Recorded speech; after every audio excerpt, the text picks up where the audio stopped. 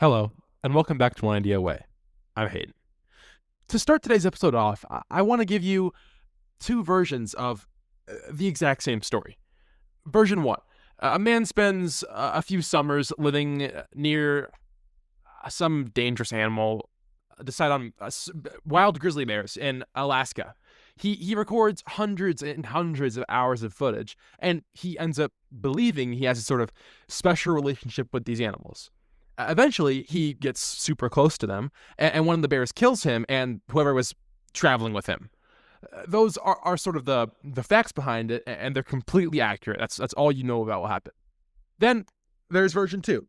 You watch the film. You watch the man talk directly to the camera. You hear how he thinks about the bears, how his perception of them changes over time. Over time, he gives the bears their own names. He talks about them like they're his friends, or maybe even his family if you're in isolation for that long. Some moments he is like literally interacting with these bears super peacefully, and he's just sort of living life with these things. And slowly, what was before a story about a man getting too comfortable with bears and getting himself killed turns into a story about a human who really needed the world to mean something to him and went to the edge of the map to make it mean that. They're the same facts, but they don't portray the same story. That gap is Werner Herzog's entire career. He's a German filmmaker and has been making movies for 60 plus years, and are honestly some of the strangest films I've ever looked at. Fitzcarraldo, Grizzly Man, Cave of Forgotten Dreams, even a documentary filmed in Antarctica. He films in these environments like jungles, deserts, caves, and active volcanoes even. And he's drawn over and over again to people trying to conquer nature, people trying to vanish into it. And underneath all of that, he has this idea he calls ecstatic truth. His claim is that there's a kind of truth that you can't reach by collecting facts, that you can document exactly what happened perfectly and still miss what happened. And honestly, in this episode, I want to put up a guardrail immediately because I think that idea itself is dangerous, and Herzog himself knows it's dangerous. And whatever, yeah. There's an obvious objection to this. Facts are true or false.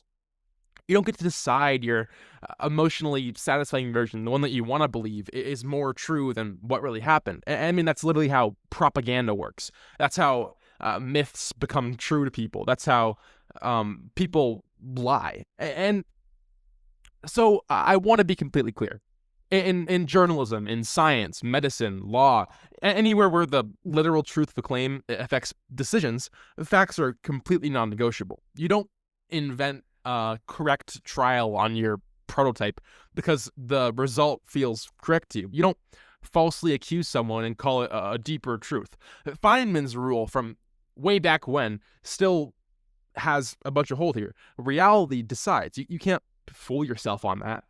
Herzog's idea lives in an entirely different place from all of that. His question is, once the facts are established, are we done? Because human experience as a whole has a bunch of different metrics that human facts don't automatically give someone. What an event felt like to live through physically, why someone did something that looks insane from an outside perspective, what a landscape means to the person standing in it. Facts tell you exactly what happens, but Herzog wants to understand what it was like, what it meant, and those are completely different problems. I also want to throw in a quick background on Herzog here, because I think his life explains his method. He was born in 1942 in Bavaria in the middle of a war, and he grew up in really isolated circumstances by any means. He pretty much had no connection to the film world he would end up going into whatsoever. And at that point in his childhood, he pretty much decided he was going to make movies anyway, without any money or cameras. He actually stole a camera to start making films. And the thing that runs through his entire philosophy from the start is a suspicion of secondhand experience. He has to actually go there, walk, carry the thing, be cold, meet the person, stand in the landscape. He doesn't sit far from life and assume having that sort of information is the same as having experience. Which, honestly, is taken to a crazy extreme in his film Fitzcarraldo. The film was about a man who wants to build an opera house in the Amazon, and at one point, the story requires a huge steamship to be hauled over a hill between two river systems. Cinema has 100 ways to CGI that in, or do models and make it look like it's real. And that's what movies are. They're a complete illusion. Herzog actually moved an entire full-sized ship over an actual hill in the actual jungle. And it was extremely difficult and dangerous. And from any production standpoint of making a simple film, insane. And you have to ask, why? If the audience only needs the image, fake the image. But what he wanted was the physical fact of it, the strain in making it, the absurdity of having a boat go over a hill. And that's sort of the paradox of thing at the center of Herzog. Because the man openly manipulates the facts in his documentaries. He invents lines, stages, moments, everything. I mean, he bends reality in certain directions in his film while being fanatical about being completely accurate to it in another. He's not saying that fiction beats truth in any way. He's after some sort of weird combination of fact, invention, physical experience, observation that would mean something bigger to the audience than any of those alone. Here's where his idea starts mattering in real life application, though. Think about a resume, a school, a degree, a job, a promotion, an award. Every line in that resume is verifiable. Everything has to be true, and you could memorize someone's entire resume and know literally nothing about them. What were they afraid of? How did they struggle through things? What did they want badly enough to really fight for it? What mistake that they made still keeps them up at night? What do they believe at 20 that they don't believe at 60? Those answers explain the resume, but the resume contains literally none of them. The official layout of the facts is true, but it's not enough.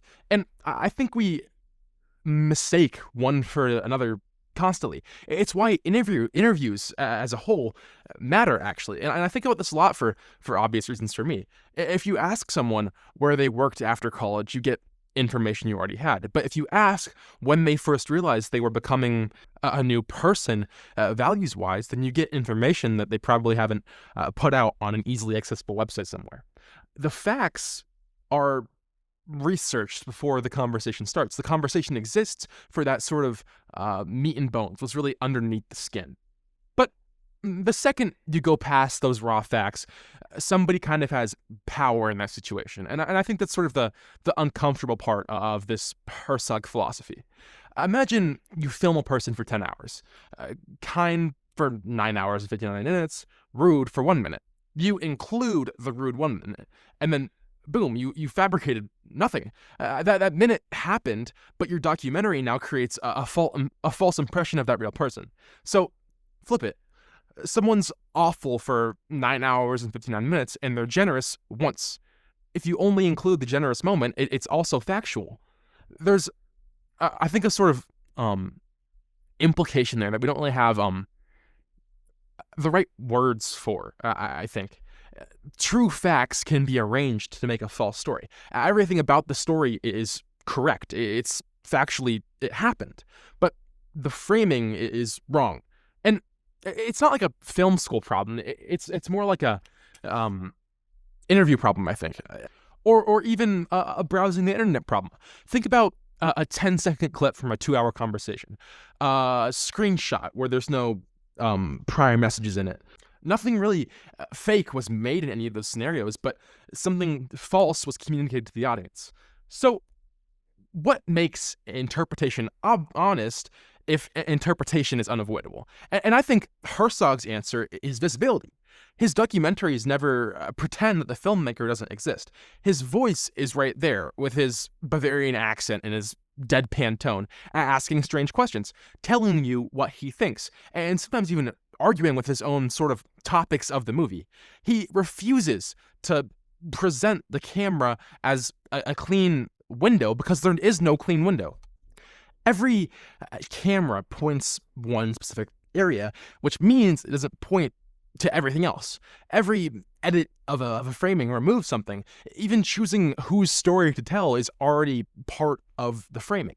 And the standard documentary style hides all that, I think. They hide the author and sort of looks like neutral reality. Herzog's approach, this is what I saw, this is what I make of it, is, to me, judge accordingly, which is what I think is the more honest form of it. Science figured this out formally ages ago. A paper doesn't just announce the truth. It discloses a method, the sample, the assumptions, the limits, precisely so you can see where interpretation is.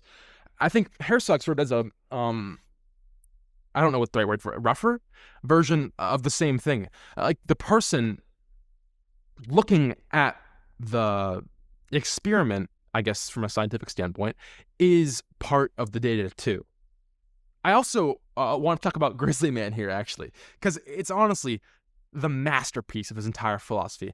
And the opening story to it deserves its full telling, in my opinion. Timothy Treadwell spent 13 summers around grizzlies in Alaska filming himself, convinced completely of his bond with them.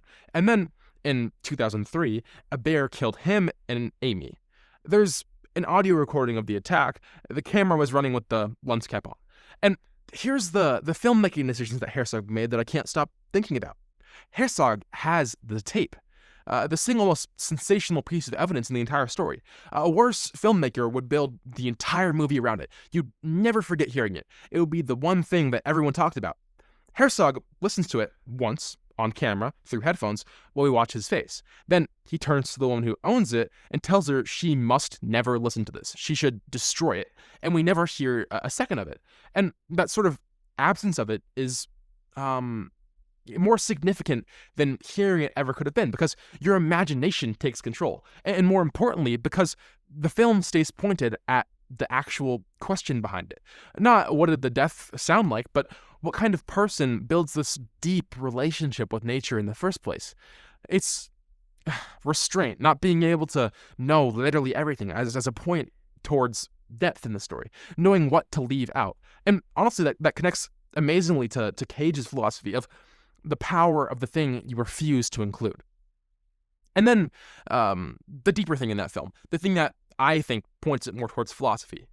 Treadwell and Herzog look at the same bears and see completely different universes. Treadwell sees love, individual personalities, kinship, a community he really belongs to, a wilderness that recognizes him personally. Herzog looks at the same footage, the same animals, and sees, in his words more or less, indifference. Nature does not love us. The bear is not participating in the story the man is telling about it, and that disagreement is Herzog's entire movie. The facts are shared, bear biology, dates, footage. The meaning is completely contested between the two people. Is nature harmonious, cruel, beautiful, indifferent? All of those are human words. The bear doesn't choose what it is. The bear is a bear. We make this story. And Herzog's whole body of work keeps sort of returning to these landscapes that refuse the stories. Jungle, ice, volcano, these extreme landscapes, places where the world is massive and you're a speck, and the mountain isn't a metaphor for your journey. It's a mountain. It was there millions of years before you and doesn't care about your presence, which sounds bleak, but I think it's honestly kind of a freeing philosophy. The rain didn't come to ruin your day. Not everything is about you. And it kills one of our most reliable mental errors while it's at it, because I think we constantly treat beauty as evidence of goodness. Attractive people just instinctually read it as trustworthy. Polished companies read it as competent. A moving story feels true automatically. Herzog loves beauty that doesn't behave. A volcano that erases villages. A bear that eats you. The aestheticness, the beautifulness of these things isn't proof of anything. It's just that. And it's being used on you all day. I think this connects to something more personal to me, and I think it's the part of this research that really got under my skin. If meaning is supplied rather than found, then you've been supplying it about your whole life this entire time you've been living. Memory is like stored footage. I mean, it isn't. It's an edit, and you're an editor. You tell the story of the terrible coach enough times, and eventually every memory of that year reorganizes itself around that terribleness. You tell the story of the best summer of your life, and the boring afternoons or the hard practices or whatever quickly delete themselves from your memory. People say, I was never good at school. And okay, what are the facts? Did you fail everything, or did 3 bad test grades become the narrator of their story? I'm the kind of person who quits. How many times, actually counted, did you quit? Your identity is pretty much a documentary you made about yourself. And the question is, what got left out? Because there's always a bunch. And whether the edit there, what got cut out, is serving you or hurting you. And this is Boyd, if you remember that episode. Orientation filters observation, except it's sort of pointed into the past, your own past. It's the same facts informing the decision, but it's a different edit of it, and it creates a completely different person, which raises the result versus meaning distinction. And I think I want to be really careful here, because there's sort of a light version of this. Someone fails at something. The fact is the fact. They didn't get the result. And no, you can't play word games here. As you lost, you lost. But the result and the meaning of that result are completely separate questions. Maybe the failure was a first honest attempt at something that nobody around them has tried before. Maybe it revealed what they really wanted. And this is the part that I think the forced positivity side of the spectrum is really bad at. Maybe it revealed something bad, and the deeper story is worse than the actual fact-based scoreboard. Everything happens for a reason isn't Herzog. Some things are just bad. The point is that the label doesn't create the event. It's the other way. In the sort of other direction here, a win can mean something bad, and a loss can have really important information that you really value. The scoreboard is always the same, but the scoreboard isn't what we really have to focus on sometimes.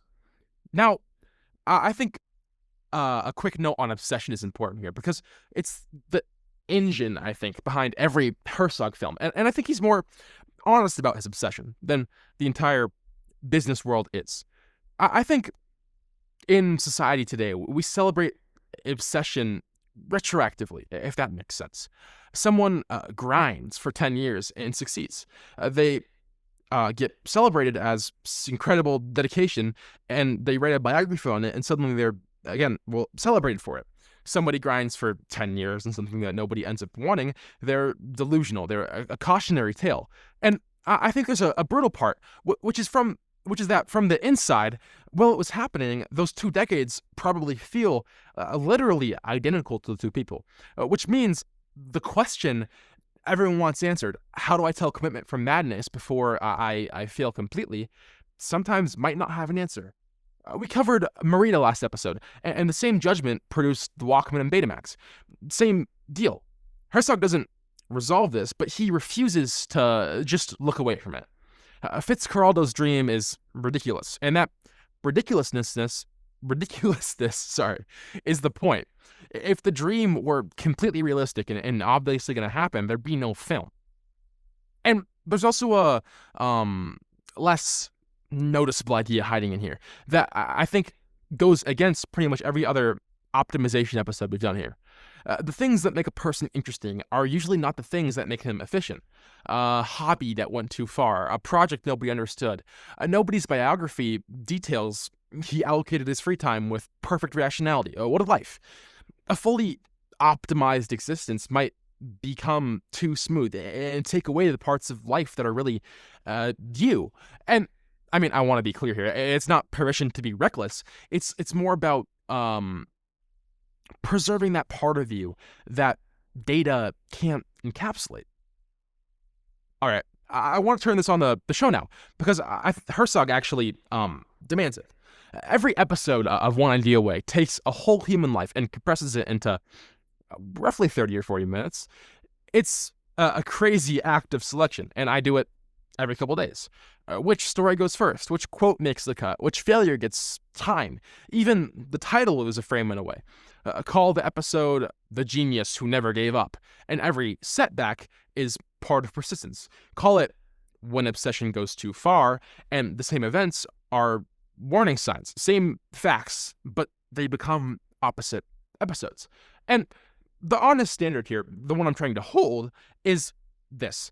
If the idea only works after you hide half of the person's life, then it wasn't a good idea. A person has to be allowed to stay complicated, three-dimensional.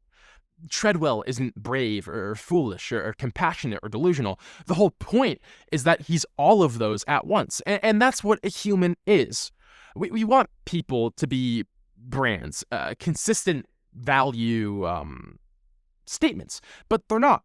Someone's kind, good, and then they turn around. They're selfish. They're category broken.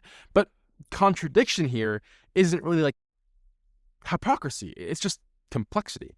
And even actual hypocrisy is more interesting than someone just being a bad person, because the real question is what desire beat the principle? What fear won? And to be clear, understanding it isn't excusing it. It's just sort of not letting the label and your curiosity, because that's what, in my experience with Herzog, labels do.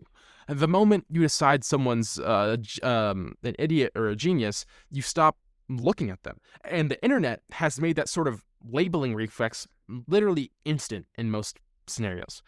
Something happens, and within minutes, everyone has the moral. This proves the person is evil. This proves the generation is broken. And then more evidence arrives, but that first story is already widely held. Herzog is almost aggressively slow against all that. Stay, keep looking, let the person get stranger. You're allowed to say, I don't know what I think yet, and sometimes that's the best sentence to say because it might be the only honest sentence you can say.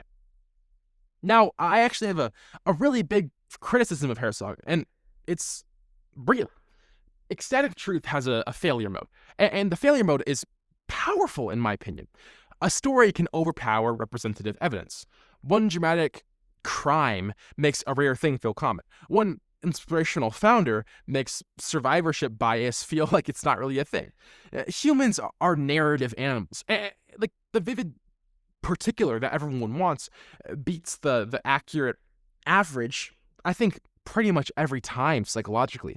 And a skilled storyteller can weaponize that. So the line has to be clear here. This person experienced X. True, valuable, worth a whole film. Therefore, everybody in this group experiences X? No, that's a factual claim, and it needs real evidence. This movie made war feel like this. Real insight. Therefore, this is what the war was. No. Herzog's kinds of truth, artistic, psychological, experiential, have different standards from factual truth. And the crime here is using one to fake another. Data versus anecdote is not a real fight. Honestly, the answer is always, what question are you asking? If you're trying to answer prevalence, you need data. One story proves nothing about the entire population. What was it like? Give me the story. An average has never once told someone how an average Tuesday felt. They're complete different tools. And I think this is about to matter massively, because the next media problem isn't really about AI fabricated footage. It's about real footage in fake context. It might be a real clip but have a false caption. It might be a real photo but have the wrong year on it. It might be a real quote but have sides of it trimmed down to implicate something wrong. And detecting that fabrication is literally impossible. You just need to understand what framing is. Why am I seeing this moment? What came before it? What came after it? Who chose it? What other story would the same footage support? What did the other sources say? I mean, there's a million things you have to go over and understand. And Herzog has been thinking about exactly this for 60 years, which makes the weird jungle mystic, honestly, one of the most current media thinkers alive, in my opinion. His films teach this by accident, or probably not by accident literally, but it almost seems like by accident, because his authorship, his direct involvement in these films is so loud that you can't ever forget that someone made this. Most media tries to stay in the background. They don't like to see the author. The algorithm chooses the clip and it arrives in its reality, but It isn't. Someone or something made it. Always. Two more things, and that's it. First, the first-handedness, because I think it's his most quotable life advice, and it's has some caveats. Herzog tells young filmmakers, roughly, skip film school, walk somewhere far, work a real job, live, because imagination needs material, and if your only experience of life came from other media, you'll make movies inspired by movies inspired by movies. Movies, whatever. And it hits harder now, in my opinion, than when he first said it, because you can learn, like, literally anything from your room. Read about a city, but you don't get to experience the city. You can watch 100 videos about making a startup and never actually start something.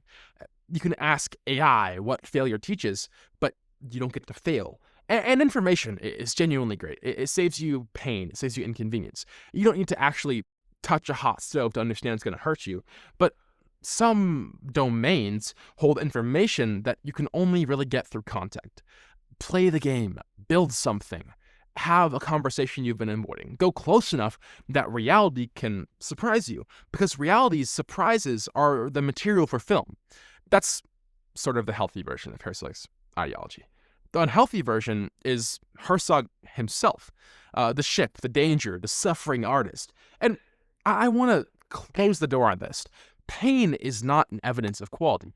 Difficulty and value aren't the same thing.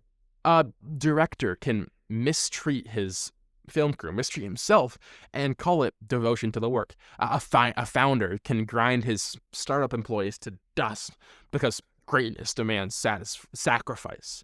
And all of it is the same principle. You don't have to drag a ship over a mountain. You just can't let your entire understanding of the world become regurgitated. Second is the question I've been carrying since I started researching Herzog.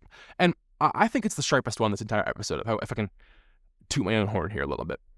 Do I understand this, or do I only possess information about it? Because those two realities feel very similar when you're living in them, and they're not the same at all, like meaning-wise. Because you can hold literally endless information about courage, and then one moment arrives that requires it, which is completely different than just knowing about it. You can know everything about leadership and then have to actually tell someone something they don't want to hear and completely fail. You can study grief and then lose someone, and every summary you've ever read doesn't really make sense to you. Information prepares you, but experience is what actually changes you. There's no bridge between them that can be made solely out of information. And I feel this problem with One Idea Way itself, honestly, because if the value of a book were only the information in it, reading the Spark Notes summary would be enough. 10 bullet notes and boom, you're done. And increasingly, summaries are amazing. But the order, the diction of a novel matters. The weighting matters. Being confused in Chapter 4 and understanding it an hour or two later in Chapter 11 matters. The sort of duration here is part of the content. A fact is instant, but understanding takes time, which is, I think, the argument for a 40-minute episode instead of just reading a summary on someone's life, on someone's entire life for that matter. And also the argument for not letting the episode replace the life it's about, meaning do your own research. So I think the important part here is that Herzog doesn't hand us a framework, which is exactly why I think he belongs in One Idea Way. He's sort of a warning about frameworks in general. Every other episode gives you a lens here, but Herzog asks what that lens cuts out. You explain a career through ambition. Okay, but what about the loneliness? You explain a company through strategy. What about luck? Explained your own failure through discipline. Sure, but what about your fear? Explanations sort of compress. And I mean, to be fair, that's their whole value. But compression naturally creates blind spots. And I think the trap is, the more beautiful the explanation, the more compressed it is. And the more dangerous and big the blind spots. Because a terrible theory is super easy to say, okay, I won't listen to that. But a beautiful one that is just compressed down to make it look good becomes something that you need to I think actually experience fail and not work for you to get out of. Which I think is honestly something I maybe shouldn't include on a podcast called One Idea Away. I'm aware. But the idea behind this podcast has always been sort of a door into a life, not a replacement for experiencing it. Kant isn't just the categorical imperative. Diogenes isn't just rejection of stuff. And Treadwell's life doesn't prove follow your obsession. And it doesn't prove never become obsessed or never follow your dreams. It's not evidence for anything. It's life. Beautiful in some places and wild in others. And maybe I think you're just supposed to sit with that, which I mean, honestly, it's kind of hard to do anymore because we're addicted to short form content, to extraction of bulleted meaning points. What are the 5 takeaways? What did that trip teach you? How can this connection help? Sometimes I think the demand for a lesson is the thing preventing real growth. So I don't want to give 7 habits of ecstatic truth. I just want to end with a habit for you. The next time everything checks out and something still feels missing, you might not be irrational. You might have to listen to your gut. You might just be standing where Herzog's movies might start. Thanks for listening to One Idea Away. Please remember to follow this podcast if you get the chance and send in your recommendations for people you want to be covered in another episode. I'll see you next time.